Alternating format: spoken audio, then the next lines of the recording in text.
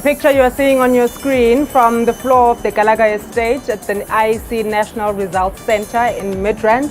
It's been a hectic day, it's been a long day, it's been an exciting day, and we want to welcome you again to the IEC Results Centre with myself, Nwabisa Makunga, in for this program. So we're on SowetanLIVE. Thank you so much for joining us again.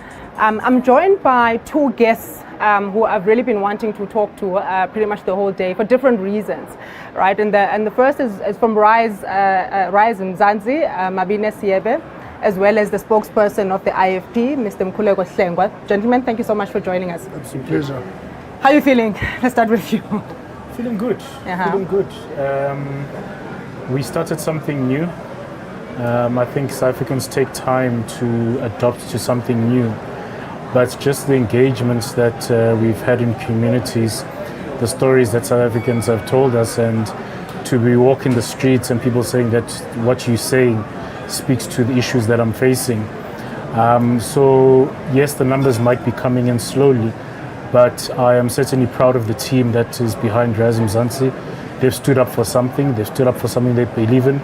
They've stood up for the people of South Africa. And this is only the first page of a very long book. So earlier on this morning, when we were looking at some of the results were starting to come in, and many people were saying, well, it's kind of the more rural vote, right? And people were saying, well, we may start to see perhaps parties such as yourselves coming through more strongly as the day progresses. How has the performance been? Just if you look at from how you were in the morning up to now, has it been stagnant? Are you having any hope? What does the picture look like for you? I think the numbers are starting to speed up a little bit. Even some of the numbers that we've collected from the party agents that we had and observers that we had on our side are showing pockets of excellence here and there, where we, for instance, in Limpopo, the village of Lifara, I think we've done pretty well there. There are some places where we've come just above parties like Action SA. So I think once, as you've stated, we start seeing results come in from Gauteng, KwaZulu-Natal, as well as the Western Cape, I think we'll have a good story to tell. Mr. Hlengwa, you guys are looking good, obviously, in KZN. There's a lot of dynamics as far as that is concerned. How are you feeling so far? Well, at the outset, one would want to thank our volunteers, branches and structures who have sustained our campaign and done a good job. They've been the backbone of all our operations. And that has culminated in the kind of result that you see, wherein we are on one hand trying to grow, but also on the other hand stave off the MK growth, which is presenting itself as a very forceful dynamic in some of our strongholds. But I think by and large, understanding results for what they are, it's still early days, and I think the screen is going to change dramatically over the next coming hours. A large number of our strongholds have not been come through. Our head office results center is finalizing our own collation of results, and we're going to be using that as a comparison between the two. So all in all, a good day in the office. It does look, also you've just said, it does look, obviously the MK is giving you a run for your money, right? And I just want to find out, why do you think that is, considering, if you put aside the ANC, right? Why do you think that is, considering the fact that your roots, you're quite grounded as far as, that province is concerned? You can't look at the MK dynamic without the ANC reality, because one, they come from the two. We are coming from a position of wanting to grow. So we were not in government in KwaZulu-Natal, and so we wanted to make significant headway to lead us into leading that province, either outright or through a coalition.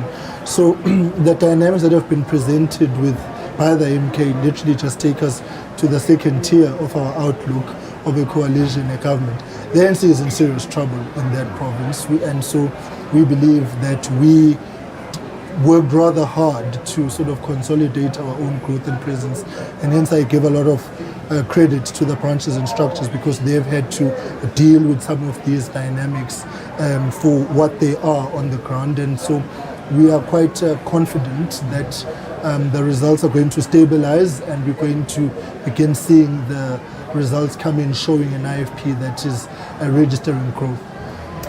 So if I'm looking at my screen now, just looking at some of the figures coming through from KZN, MK is sitting at 43. Of course, we're talking just 11% of the vote so far. MK is sitting at 43, and the ANC at 21, and yourselves at 17. How much growth do you really see? I mean, I know you're saying that a lot of your strongholds, are still to come through. What growth do you really see realistically? Well, I mean, we can't project, and I think if we begin speculating, we will feed into another narrative. What we want right now is for the votes and the results to come in, and then that will give us the picture and the direction of where we're going. But also at the same time, we are mindful of the fact that we are governing municipalities in KwaZulu-Natal. So our growth assessment is coming from 2019, 2021, and then this election. So we have to do better than those two elections, and we think we are on course to achieving that. I mean, you guys from a couple of months ago, in fact, just after the launch of Rise last year, you guys have really painted, South Africa with your colors, wall to wall, really, really gone out and did a very, very strong campaign. And you spoke about, the message and saying that people were saying to you that what you are saying kind of resonates with them. If you look at the results now so far, how much do you actually think it actually resonated with them, enough for them to actually come out and go and vote? I think it's important to state what we sought to achieve. We're not just building a political party, we're building a movement, a organization that is rooted in communities, an organization when someone has a problem, they know that they can call Rise Mzansi. So perhaps that may not translate into electoral victories, but certainly the people in South Africa know that Rise Mzansi is there, that Rise Mzansi cares. And over time, it's going to translate into electoral victories. And I believe that the 2026 local government elections were certainly going to surprise South Africans. We've already started talking about contesting by-elections. So as an organization, we're strong, we're energized, and we're ready for the next fight. I'm just thinking, if you look at, you're saying you're building a movement, and this is a message you guys have said pretty much from the beginning.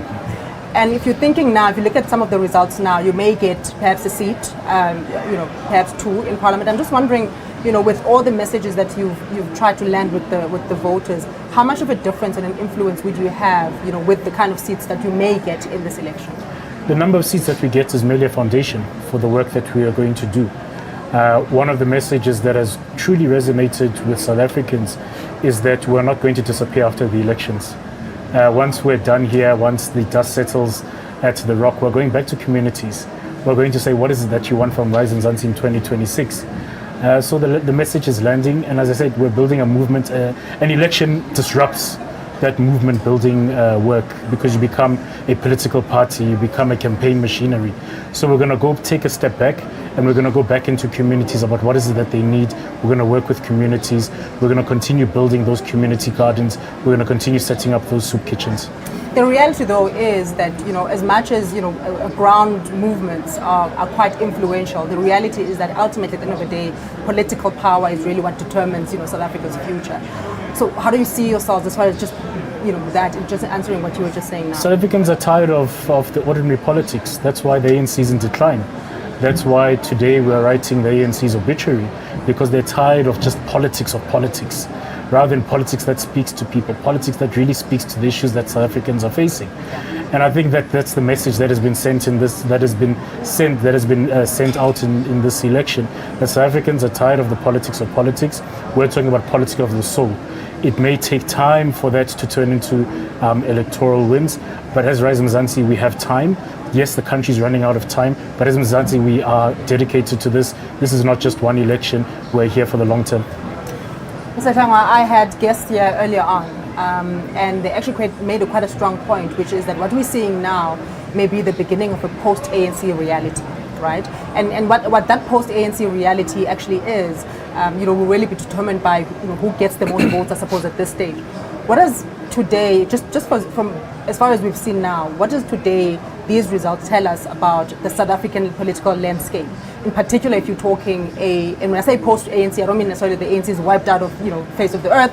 But it's not necessarily the dominant party in South Africa. Well, the political reality that has emerged today in these results is consistent with the trends on the continent. That after some 25 years, 30 years post-independence, freedom and democracy, there is a shift simply because you're dealing with a new political understanding, conscientization, and a new demographic and a generation of people who are not tied to struggle credentials.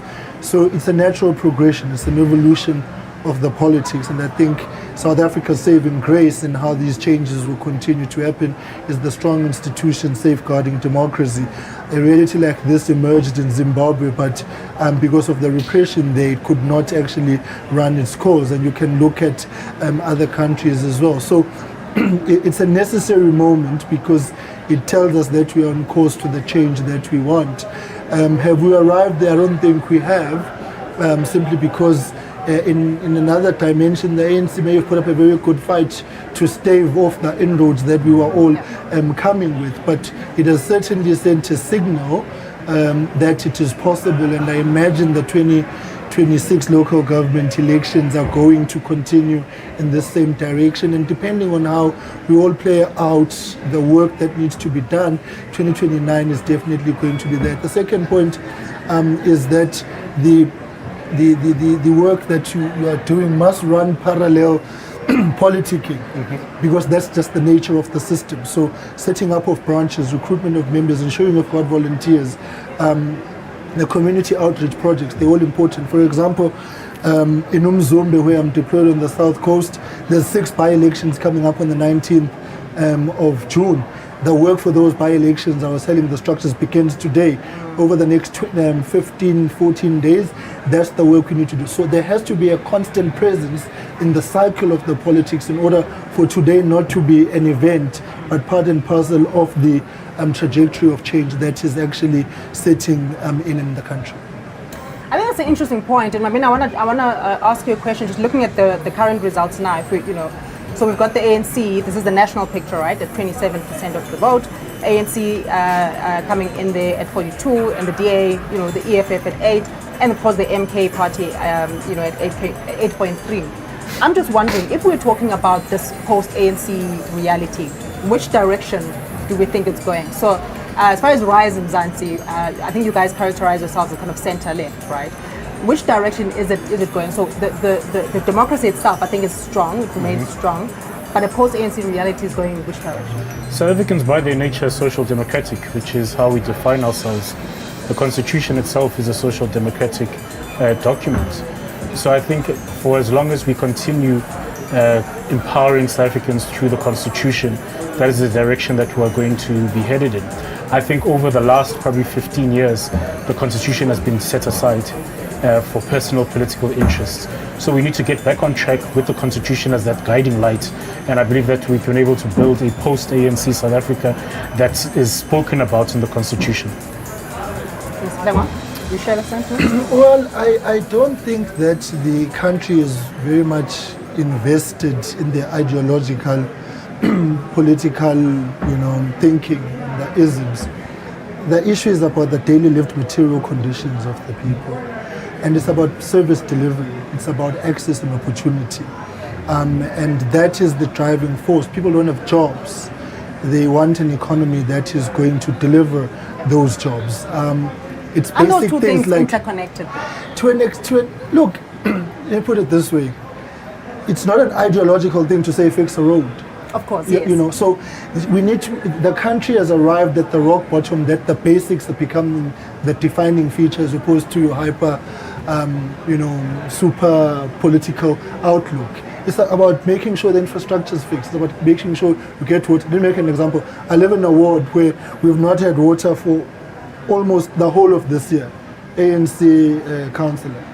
Then all of a sudden on Monday, we all start hearing water hohozaring that, okay, it's election on Wednesday.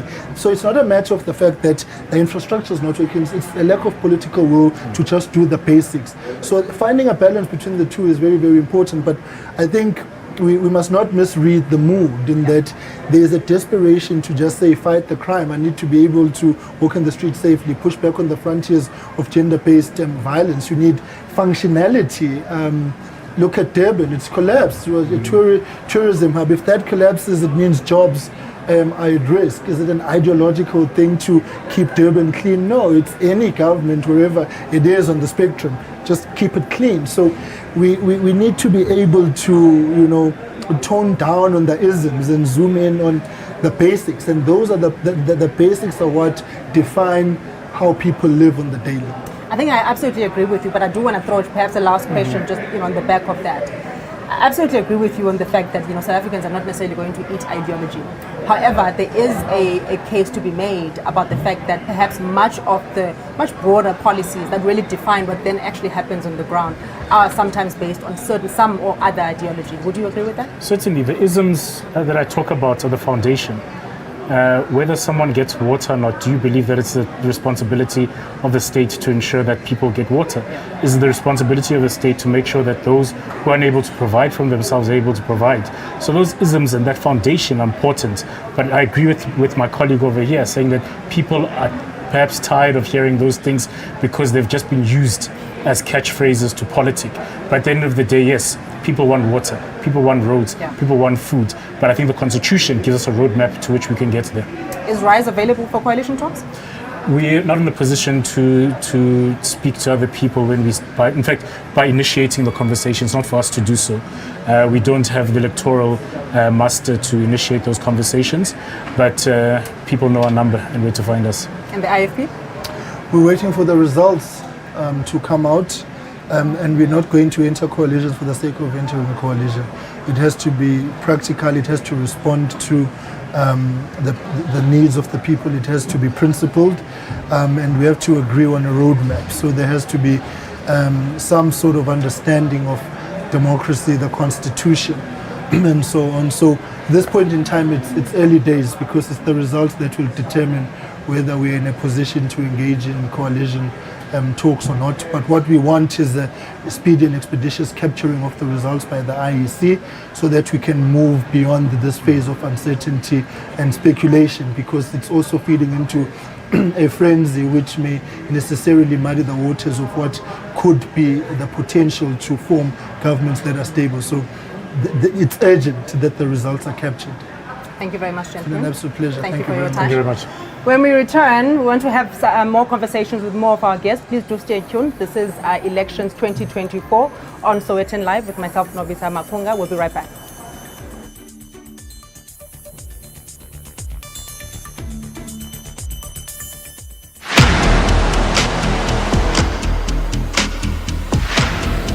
We are Arena.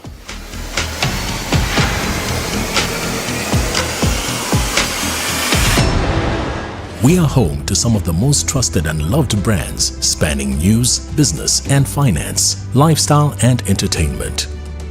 We believe in connecting people of all cultures. We pride ourselves on creating and curating quality content, accessed by consumers when and how they want. We are a multi-platform media network that delivers unrivaled possibilities to advertisers. We reach millions of people each month across our print, digital, TV, radio, events and entertainment divisions. Our mass reach and premium content make us the perfect partner for your business. We are news. At the heart of Arena is a world-class newsroom that is committed to providing the country with breaking news from around the globe. With some of South Africa's favorite and oldest publications forming part of our portfolio, we deliver to readers a continuous feed of news and information, ranging from business news, sports coverage, to political analysis.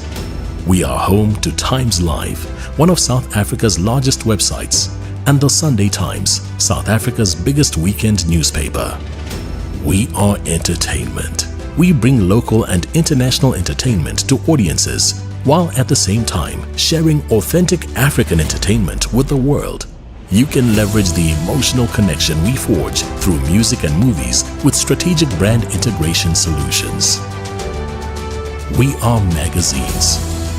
We are dedicated to bringing magazines to life through a unique blend of newsworthy information and entertainment-focused reading.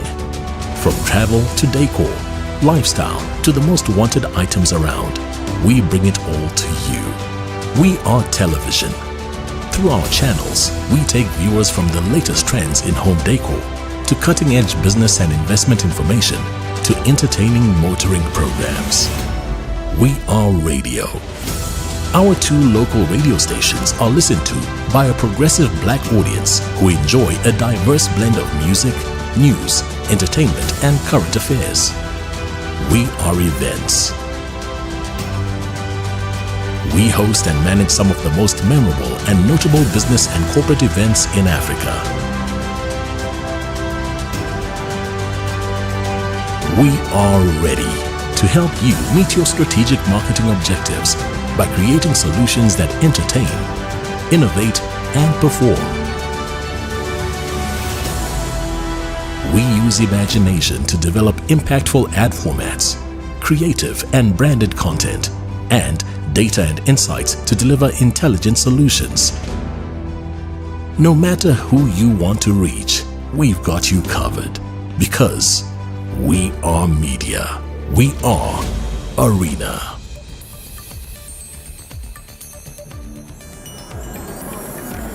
Welcome back to the IEC Results Centre. This is election. Really just survive on the thrill of it, but it's been a bit slow in terms of counting, obviously, because voting stations closed late. There were elements of not being ready. I mean, if you start off with the VMDs, which are the machines that are used to scan your ID when you get into the voting station, the glitches that they were dealing with yesterday are the same glitches that they were dealing with when they introduced those machines in 2021. In actual fact, I have a sense that those machines were working far better in 2021 than they did yesterday.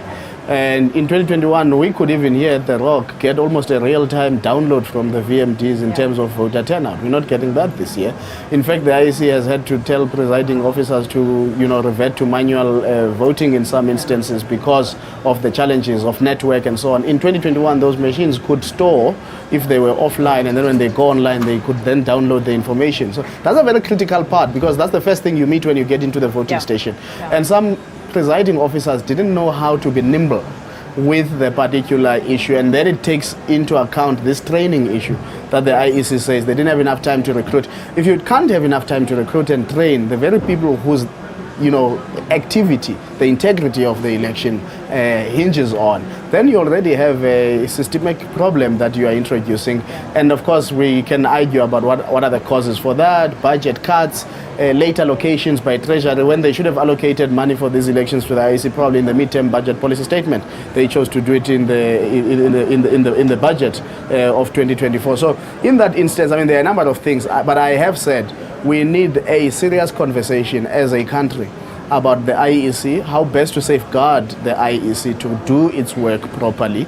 As you would know, part of the things that were also raised in terms of readiness is whether or not the IEC had enough avenues to inform people about the meaning of Section 24A. I mean, people who had actually read up on Section 24A found themselves also dribbled by Section 24A and the phenomenon of special votes. So there are people who actually did turn out to go vote, but they couldn't vote because of they had not pre-notified the IEC that they'd be voting outside their voting district. And lastly, there seems to be people who actually had to vote at a different voting station than they previously have, because there's just been some reallocation. Now, the IEC, how it operates is that it looks at the universe of its operation and then says, well, the problems are isolated to an almost insignificant percentage of the 23,000 plus voting stations. However, the individuals who are affected in that moment get to feel disenfranchised. So many of us, and I know myself, for example, in the media, many of us have been quite annoyed by the disinformation that has been coming, particularly targeting the IEC, right? And particularly in the last 2 weeks or so. It's been really hectic. And do you think that perhaps there is a level of avoiding talking about, giving credible criticism and talking about interrogation of IEC processes simply on the basis that we kind of are almost gatekeeping? We don't want this, the disinformation crew to actually get a hold of the narrative about the IEC, because the fact of the matter is, as far as credibility is concerned, I don't think many people are too concerned, but there are certain processes that you talk about. No, absolutely, and I've raised this before. There are two institutions in this country that generally public commentators like myself and the media feel almost a need to safeguard from abuse. That's the judiciary and the IEC to a large extent. And I think we need to create spaces and environments in our own terms to be able to have critical conversations to be able to have roundtable conversations with the IEC. It sometimes comes across and annoys journalists even when the IEC tries to obfuscate in answering some questions. Yes. I mean, like yesterday, the whole question about a house of a government official or a politician somewhere in Tshwane that was being used as a voting station. There wasn't an answer to that question. There was just a, let me explain the framework. But because now the framework is explained, I mean, I can lay out instances where the IEC has actually given insufficient answers and they've been allowed to be let go. And unfortunately, the material risk we introduce there is that we may not always have actors inside the IEC who carry the good faith and reward the goodwill of engagement that is extended to them by the media and public commentators. And I do think that it's a very important question to start asking going forward, because there were things that were meant to be dealt with. There are a lot of problems in 2019 that needed to be dealt with. You'll remember Statistics South Africa had to be called in for possibilities of double voting, the ink issues and da-da-da. And in some instances, the ink issues were actually there. There were people who voted and the ink actually vanished on their thumbs. So I'm trying to say these conversations need to happen, but we need to open up the space, and it must be understood that it is actually done in the best interest of the IEC, because the IEC itself does need to be held accountable. Lukhona, you've been saying for months that there will be change in South Africa. This morning, KZN was really the big story. In fact, I think it's still the big story, even now. What are we to read from the KZN numbers? If you look at particularly the dynamic of the MK, as well as the ANC. I mean, what has happened today consistently is that if you put the numbers of the ANC and the IFP together, they still just come under the numbers for MK party on the provincial ballot. It's a fascinating story. I mean, I am still not so convinced, but some people are telling me now, no, anything is possible, that MK could hit 40% in KZN. It would be the wildest election story of electoral loss by the ANC, and we would have to probably search very deeply what actually happened there. That can't just be about political dissatisfaction.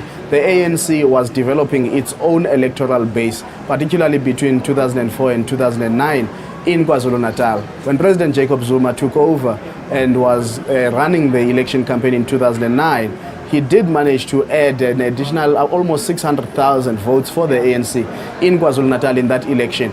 And then it grew a little bit as well, and then when he left, the numbers started trickling in the ANC.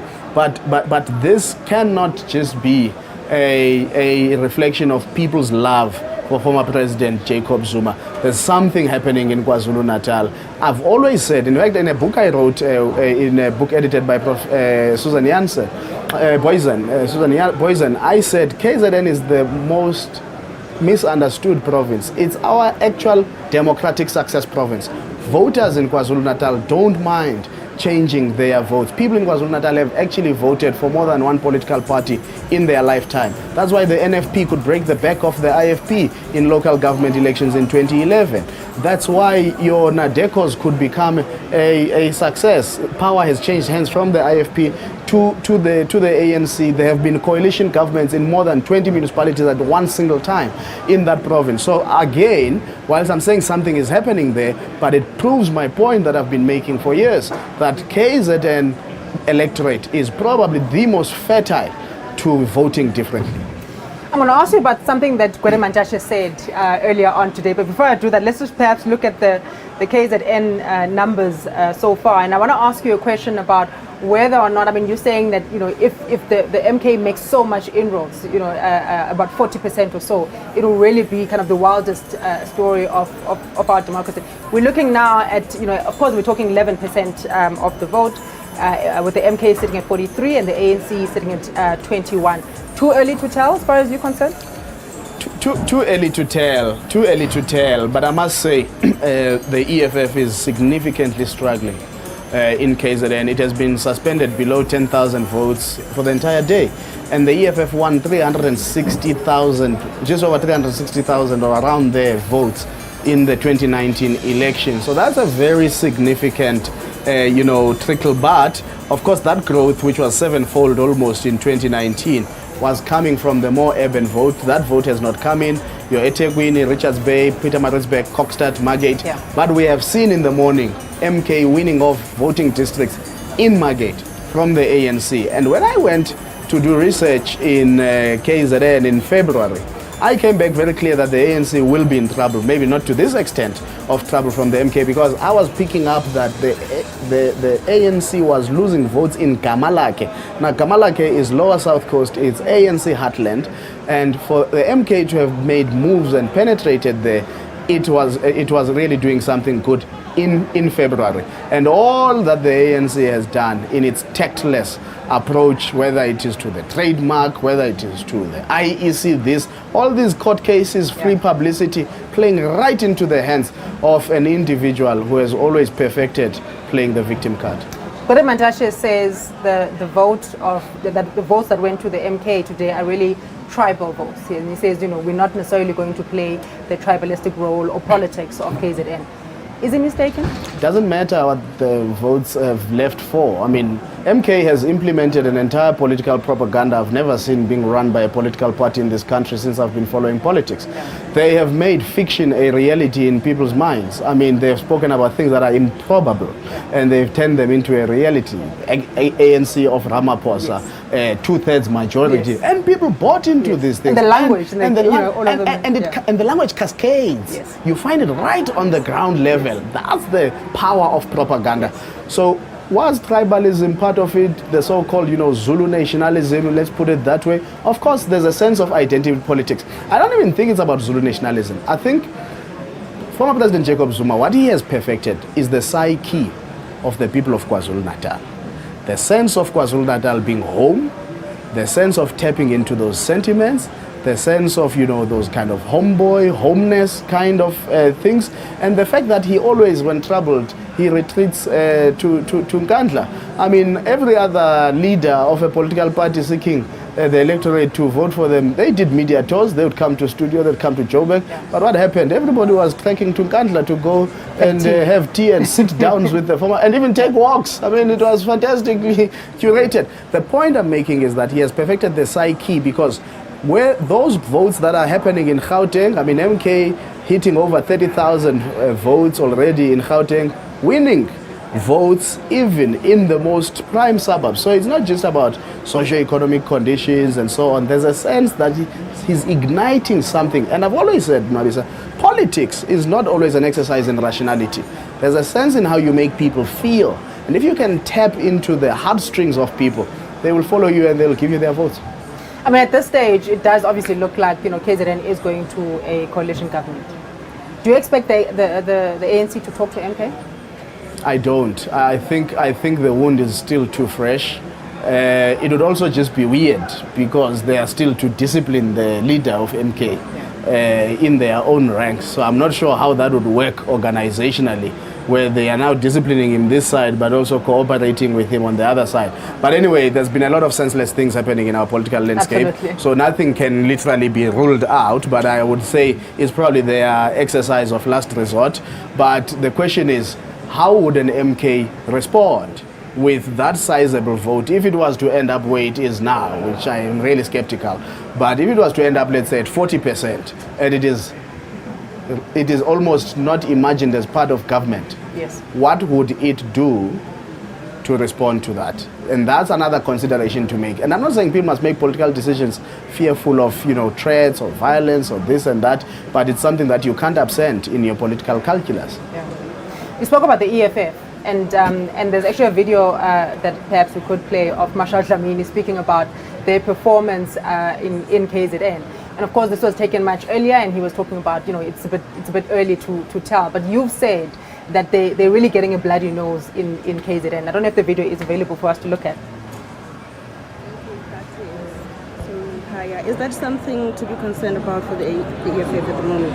Look, it's a new party. When we fight elections as the EFF, we focus on ourselves because we are not a federal organization. We are a unitary organization.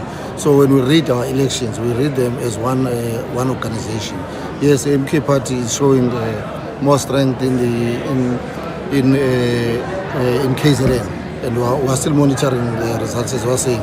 It's still early for us to say this is what has transpired. Maybe once we are halfway or we pass half the mark, because That's where the traditional strong votes are coming in, even the ones that have come in. Even if you can look at the voting stations, it's still small voting stations. So you can get 100 votes and win a voting station. But the bigger voting station where we've got thousands of voters have not come through. And that will give us the actual determination of their strength. But we are definitely here and we're monitoring and we remain confident. With your supporters on the ground every day, and that it does not have some harm in your electoral prospects. That move was really, it was not thought out.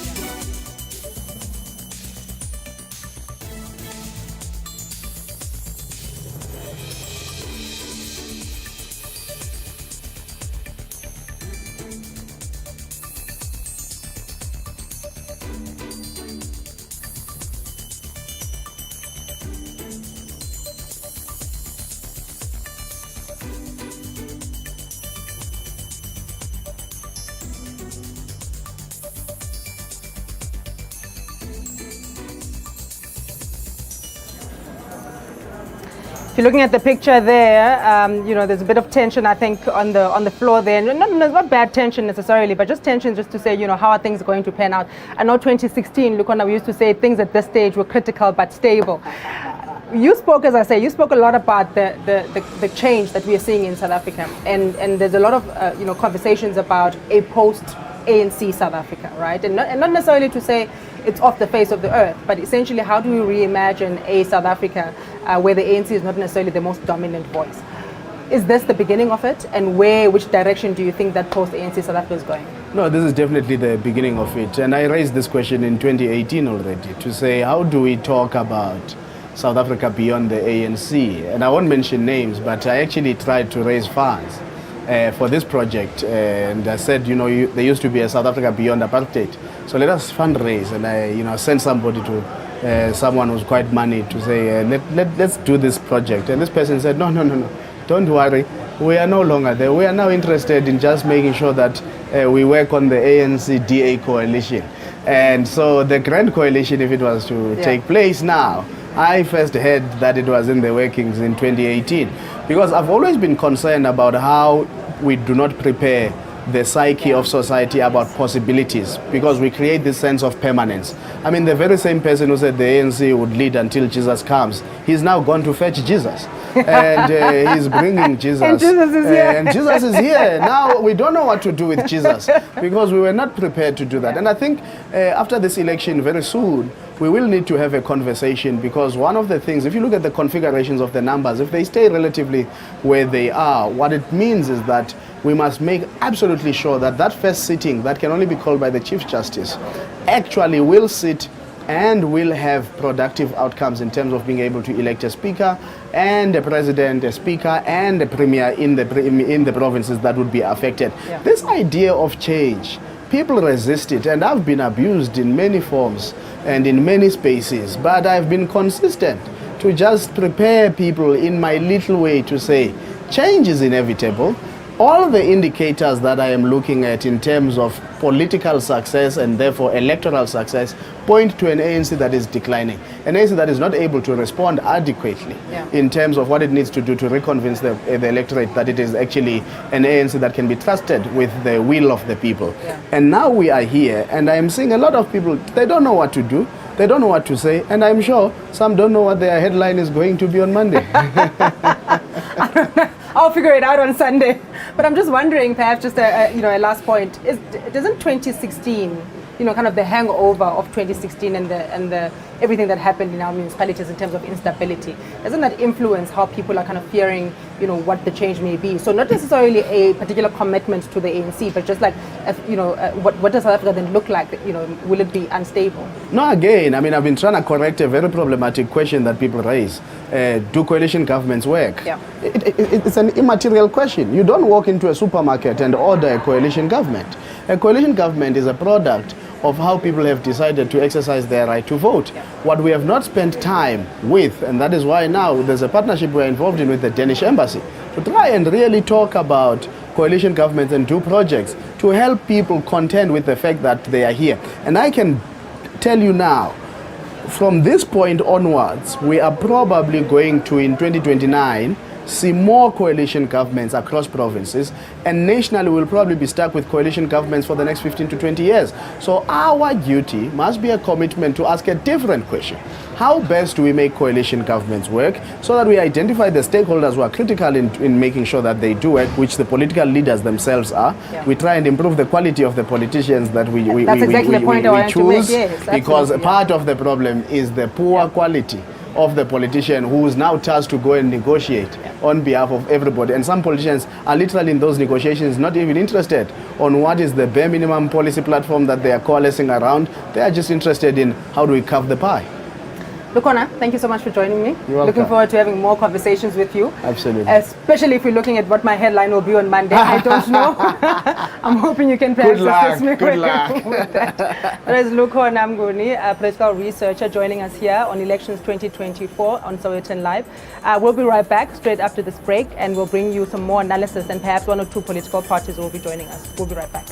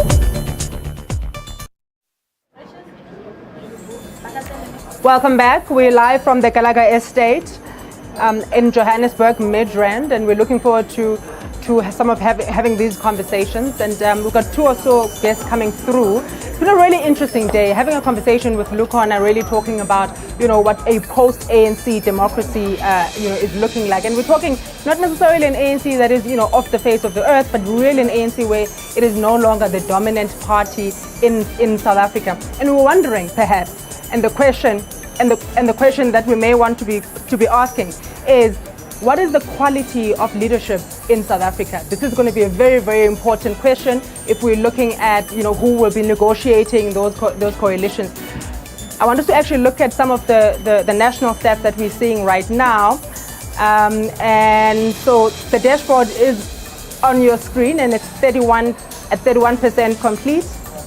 The ANC, of course, still in the lead as far as 48% of that vote. The DA at 25% of the vote. The EFF coming in at 9%, which is perhaps maybe surprising, for some people. And of course, the MK at 8% of the vote. There are many other political parties that are not necessarily, on this board. But the question I think we should be asking ourselves is whether or not those political parties will be able to form some sort of voice together. And again, because of the fragmentation that we've seen, and many people are saying, well, the fact that they can't, they couldn't actually form a movement together has raises questions about what it is that they are able to do. If you're looking again at the PA, who will be coming shortly with us, so they're sitting at 3% of the vote, 141,000 votes that have come through so far. The IFP, who we've spoken to earlier on, coming in at 2% of the vote. And again, remember, we're just looking at 31% of those stations that are complete. The FF Plus, which obviously made quite an interesting inroad in the last election, coming in here at 1.8% of the vote, only 71,000 votes that have been cast or counted so far. Action SA, you'll remember Herman Mashaba's party, which really made strong showing in the last local government election. And I think there's some questions there to be asked about, about Action SA, whether or not, it has resonated with South Africa just as far as beyond, Herman Mashaba and his performance as far as Joburg is concerned, when he was, of course, mayor of Johannesburg for the DA back then in 2016. But I think it's an interesting picture that we are seeing, and we may, invite perhaps somebody from Action SA to come and have a conversation with us. The UDM, and of course, there was a funny story, I think, on the 29th of May, where the leader of the UDM went to the wrong voting station and obviously had to be turned back. But it's coming on there at 0.53%. And I'm just wondering, we know that the UDM leader wants to be the premier of the Eastern Cape. It doesn't look like, obviously, that will happen, but nonetheless, we are here. We are here again with my guests, and I want to introduce them. Thank you so much, Charles Cilliers, for joining us on behalf of Action SA, and of course, PA. Sorry. My apologies. I just spoken about Action SA and I apologize. And of course, Michael O'Donovan, who's our resident data analyst. How are you feeling today? Yeah, it's been an incredible day. We woke up very emotional. I think it was more than we expected. We spoke up the results and didn't think we're going to get to these enormous results, but politicians will do that. We always thought making 3% or so would be an incredible outcome, and we're in that range. So feeling very grateful. When you say emotional, what causes that emotion? I think it's the years of failure. It's that ability to just say we're not going to give up, we're going to keep doing this. And I think it's worse than trying to open a restaurant. Trying to be a political party is one of the toughest things you can do in the world. Yeah. And the odds of failure are massively high. Yeah. If you look at how many parties are registered in South Africa, to get some votes and get some seats in councils is already difficult. And then to translate that into National Assembly and legislatures are harder to get into than the National Assembly.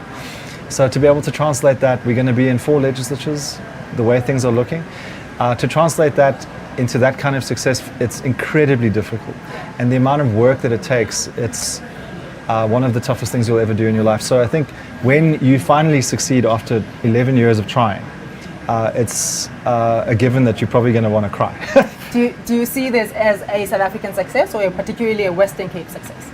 No, I think that we targeted the Western Cape with a clear plan, and I think that plan has worked very well. But the Northern Cape has been incredibly good to us, and we still have a chance of ending ahead of the EFF there. We're neck and neck, right? So in the Northern Cape, we have a good chance of ending third. We really hope that happens.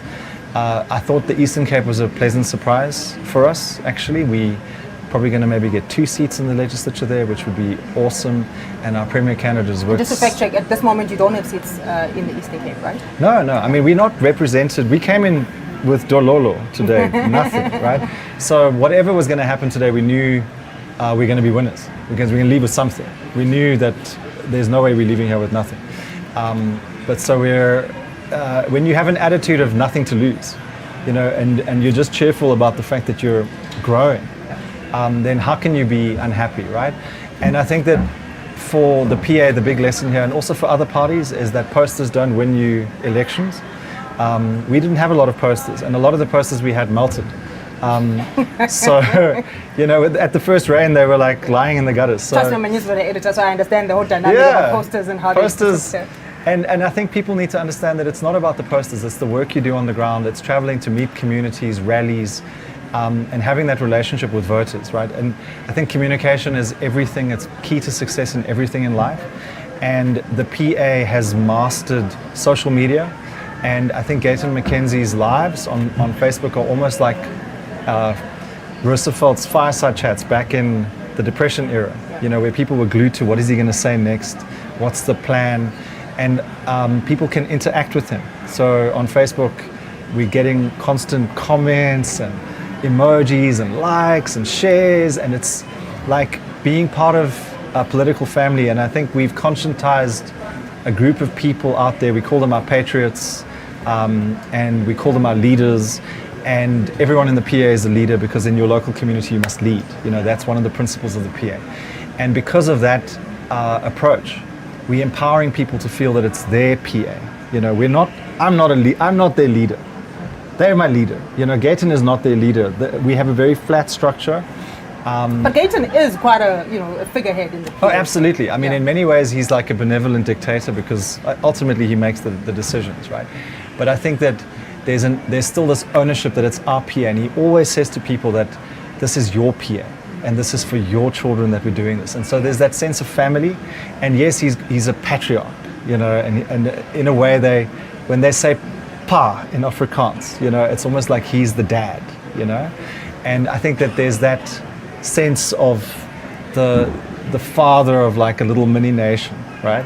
But it's also very accessible, and I can't believe the way that he speaks to so many thousands of people, you know, and he remembers people's names, and that means so much more than how many posters you have or how big your billboard is. Michael, perhaps just to come to you on the back of that point, South Africa is known as the big political parties, and they are relatively smaller political parties, right? If you look at the performance of the PA, in this election, and of course he talks about how this has been years kind of in the making. Yes, we're not obviously at the final line yet, but what about the shifts perhaps that you are seeing, and if you consider what we've seen with the PA? Well, I've got to admit I was surprised by what happened in the Northern Cape in particular. Yeah. But at the same time, we have to acknowledge that Northern Cape's the only province where you've had a very high very high number of voting stations counted. Yeah. That's in excess of 75% or so at the moment. Because it is so small, relatively. Yeah, it's small, and that made the EPA's advance particularly noticeable. It's likely to be whittled away overnight, I'm afraid, because one of the dimensions that's still not been brought out in the election is the urban vote. And the question is whether or not that rural trend is going to be maintained in the urban areas. And the same goes for MK. The trend in the rural areas has been impressive in KwaZulu-Natal, but will they maintain it in the metropolitan areas? You speak very emotively about the PA and the work that you guys have done. Your critics, though, will tell you that you are populist. Your critics will tell you, particularly when it comes to issues of immigration and that kind of thing, and death penalty, etc. What do you say to people who say, well, your message is not necessarily landing with us, and now you're coming in, of course, with a slightly, what we're seeing now, a slightly higher percentage of votes, yet you may become quite a player in South African politics? Sure, I think I agree with what Michael was saying was we emerged very strongly because we have quite a big rural base, right? And we will only know how we've landed once the metros have been counted, right? But we do have support in the metros, so we'll see where we land. We always, I think the PA has rewritten the rules in many respects. And then as for the populist side of things, right? I think that it's a way of analyzing the PA that is in itself a little bit lazy, right? It's a kind of easy fallback and an easy way to criticize us. Instead of perhaps engaging with some of these issues themselves, right? If you're saying that us saying that we need the death penalty again, if that's a populist position. Yeah. If you're saying that our view that we need stronger borders and that illegal immigrants should be deported or mass deported, if you're saying that that's a populist position, right? How are you going to engage with why people are actually responding to that message, right? And why is the person on the street feeling that he's under siege from illegal migration? And why is the person on the street feeling that crime is so out of control that we need to send a stronger message? Now, whether that stronger message is bring back the death penalty or just bring back the rule of law, right? I think that saying we want to bring back the death penalty is a quick and easy code to tell people we are serious, and if you can kill people, then we're going to find you and we're going to prove you guilty and we're going to kill you, right? And I think that because people are so victimized, and we've got 84 people being murdered every day in this country, that I myself was nearly kidnapped last week for my cell phone, and put in a boot so that I could give people access to my banking details. Now that's terrifying. 4 guys coming at you to possibly kill you, right? I think when you've had those experiences, then a party that comes out and says, no, we're going to stand for the victims. We're not going to stand for the perpetrators of crime.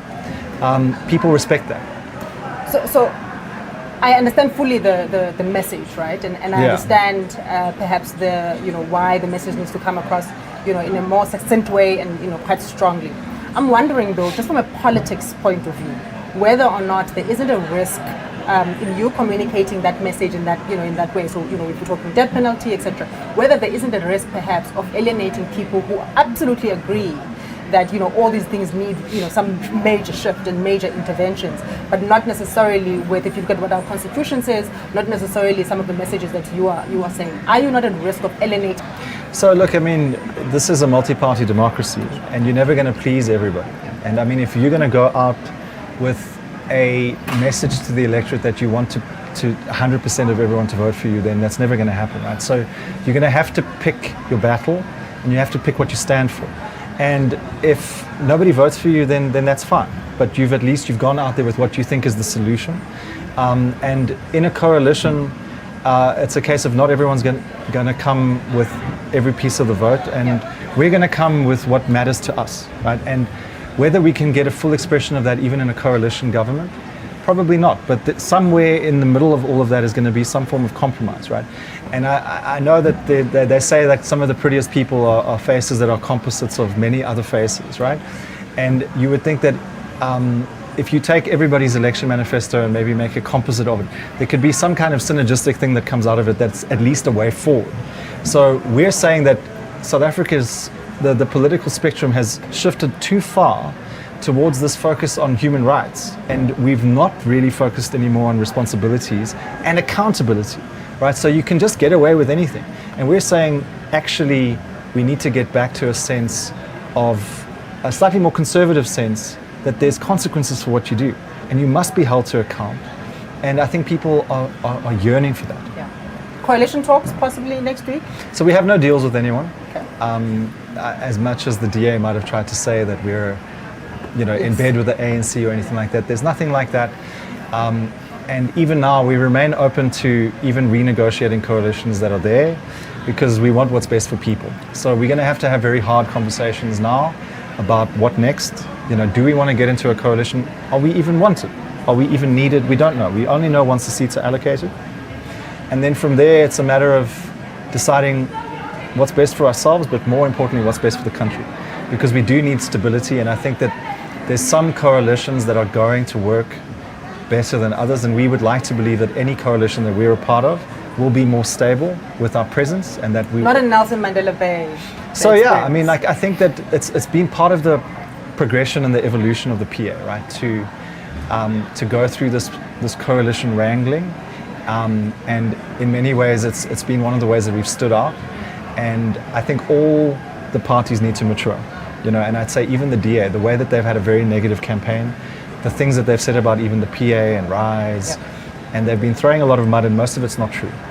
And they're going to have to mature if we're going to have a successful future multi-party state. And also, we're going to have to learn some hard lessons around maturing as a party. I mean, we're going through that rambunctious phase, as you grow up and as you realize, how things go. And the difference between us and many other parties is I think we're open to development. We're always trying to be better, and so we've done what felt right in the moment, what felt right for us in the moment, and the fact that we've been growing as a party, it shows you that what we've been doing has been working. We have been growing, but the bigger we get, the more careful we have to become about what we do, because it moves things more. Absolutely. Michael, we've got a couple of hours to go, for the rest of, I suppose, the evening.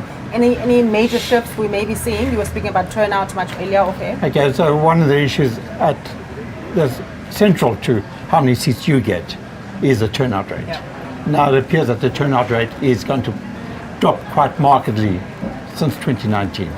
We're looking at 58, perhaps 59% turnout compared to 66% in 2019. And that turnout traditionally would favor the incumbent, because the incumbent has the infrastructure, the contacts, the personnel to leverage it. But from that analytical perspective, analysts like me made a major mistake. We did not realize the extent to which somebody like MK could leverage the mechanisms, the capacity, the personnel of the ANC and direct it to their advantage. Absolutely. And the real question at the moment is that if the MK can stay above or around about 8%, it's going to put itself in a position where, in terms of a national coalition, there's going to be a lot of pressure, internal pressure within the ANC to make MK the preferred partner. Especially if you look at some of the ANC dynamics. But absolutely. Nonetheless, it is still early days, I suppose. Gentlemen, thank you so much for joining us. This is Elections 2024 on Sowetan Live with myself, Nwabisa Makunga. Thank you so much for joining us this evening. We'll see you tomorrow at 11 o'clock right here. And thank you so much. We'll bring you more results and see how things go. Thank you. Good evening.